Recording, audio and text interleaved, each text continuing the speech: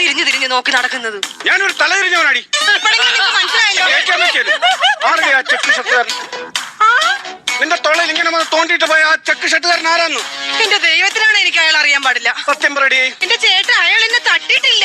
നിന്റെ ദൈവം തട്ടിയില്ല, നീ അവനെ തട്ടിയൊന്നും നിങ്ങൾക്ക് അറിയണമല്ലോ. സത്യമായിട്ടും തട്ടിയിട്ടില്ല കേട്ടോ. നാണക്കേടല്ലേ നിങ്ങൾക്ക്? പിന്നെ എന്നെ സംശയമാണ്. സംശയമല്ല, പിന്നെ ഒരു കൺഫർമേഷൻ അതിന് വേണ്ടിയാണ്. ഇങ്ങോട്ട് വാ. എന്റെ രഹസ്യം ആരും തട്ടിയിട്ടില്ല. തട്ടിയിട്ടില്ലയോ?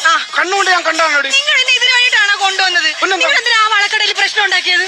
ഈ ഉത്സവ പറമ്പിൽ ഭർത്താക്കന്മാർ ഭാര്യയെ കൊണ്ടുവരുന്നു അവന് വളയ്ക്കാനാണോ? അതുകൊണ്ട് അവന് ചെറുക്കൽ തീർത്തൊന്നു കൊടുത്തത്. വളക്കാനാ? ആ മണ്ടക്കാശ്രത്തിൽ അവിടെ ചോദിച്ചേക്കാം വളക്കടാന്ന്. ചേട്ടാ, അത് വളക്കടാന്നല്ല, വളക്കട, വളയുടെ കട.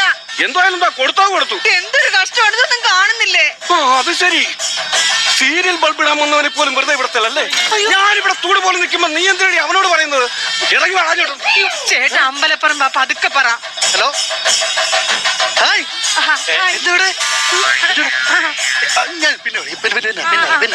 ആരാടി അനാവശ്യമായി നിനക്ക് ഹായ് തന്നിട്ട് പോയത്? ചേട്ടാ, അതും നമ്മുടെ വീട്ടിൽ പത്രം ഇടുന്ന കൊച്ചാ. എന്നിട്ട് ഞാൻ അവനെ കണ്ടിട്ടില്ലല്ലോ. ചേട്ടൻ 10 മണിക്കല്ലേ എഴുന്നേക്കുന്നത്? അവൻ 6:30 പത്രം ഇട്ടിട്ട് വീട്ടിൽ പോകും. നാളെ 5 മണി തൊട്ട് നീക്കണം. അവൻ നീമായിട്ട് പത്രം എടുത്ത് ചേട്ടൻ വായിക്കും. അത് തന്നെ ബന്ധം. ഇനി പത്രവും വേണ്ട, പാലും വേണ്ട, ഒരു കുന്തവും വേണ്ട. അതല്ല സത്യേട്ടാ, ഇതൊക്കെ ഇട്ടോണ്ട് നിന്ന് ആരെങ്കിലും കണ്ട നാണക്കേടല്ലേന്ന്. കണ്ടല്ലോ. ആരുണ്ട്?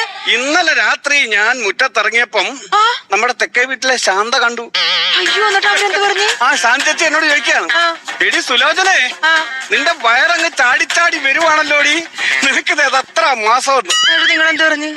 അത് എത്ര മാസം എന്ന് കേട്ടപ്പോ എനിക്ക് വല്ലാത്തൊരു ചമ്മലായിപ്പോയി.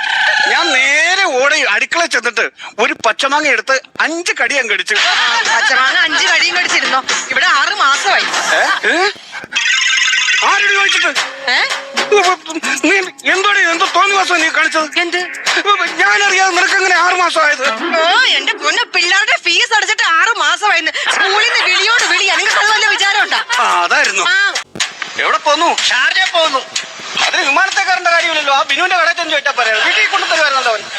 Sharjah juice. ഷാർജ എന്ന് പറഞ്ഞ ഒരു കൺട്രിയാ, രാജ്യം. അവിടെ പോകുന്നു. മോള് പ്രസവിച്ച് കിടക്കുക. അത് ശരി. 2 അറബി കുഞ്ഞുങ്ങള്. അറബിയാണോ മോളെ കെട്ടിയിരിക്കുന്നത്? അല്ല, അറബിയുടെ വീട്ടിൽ വേലക്ക് നിൽക്കുക. അത് ശരി, വേലക്ക് നിൽക്കുക. അപ്പൊ പേറും ചാറ പറ പേറും. ചൈനയിലോട്ട് വിടാൻ വയ്യായിരുന്നോ? അതിനാ 2 ചൈന കുഞ്ഞുങ്ങളെ കൂടെ കിട്ടിയത്. നീ അങ്ങോട്ട് പോവാ? അറിയില്ല. അറിഞ്ഞുകൂടാ, എനിക്കറിയില്ല. അറിയാലോ. താവളത്തിൽ ചെന്ന് നിൽക്കാൻ പറഞ്ഞിട്ടുണ്ട്. അവിടെ ആള് വരും. വെള്ളത്താവള? അല്ലല്ല, വിമാനമൊക്കെ ഇറക്കുന്ന താവളയിലോ. വിമാനത്താവളം? അവിടെ വരും. അവിടെ ആര് വരും? അവിടെ തമ്പി വരും. തമ്പി. തമ്പിയോ? ആ, അമ്മാവന്റെ മോന. തമ്പിയാണല്ലോ എനിക്ക് വിഷം അടിച്ചു തന്നത്. തമ്പി വിഷം അടിച്ചത് എപ്പോ? തമ്പി വിഷം അടിച്ചെന്നല്ല, തമ്പിയാണ് എനിക്ക് ജോലിക്കുള്ള വിഷം അടിച്ചു തന്നത്. വിഷ. ഓ, വിസ. ആ, വിഷ അടിച്ചു തന്നത്. അതാ വിഷ എന്ന് പറഞ്ഞേ. അതെ അതെ, വിസ അടിച്ചതല്ലേ. വിഷ. എന്ത് ജോലിയാ? പനയെ കയറുവാ. പനയെ കയറുവാ. നീ എന്നെ രക്ഷിയാണോ? അതല്ല, പനയില്ലേ, ഈന്തപ്പന. ആ, ഈന്തപ്പന പറയാൻ. ആ, പനയെ കയറണം. ആ ജോലിയാണല്ലേ? ആ, ജോലി അതല്ല.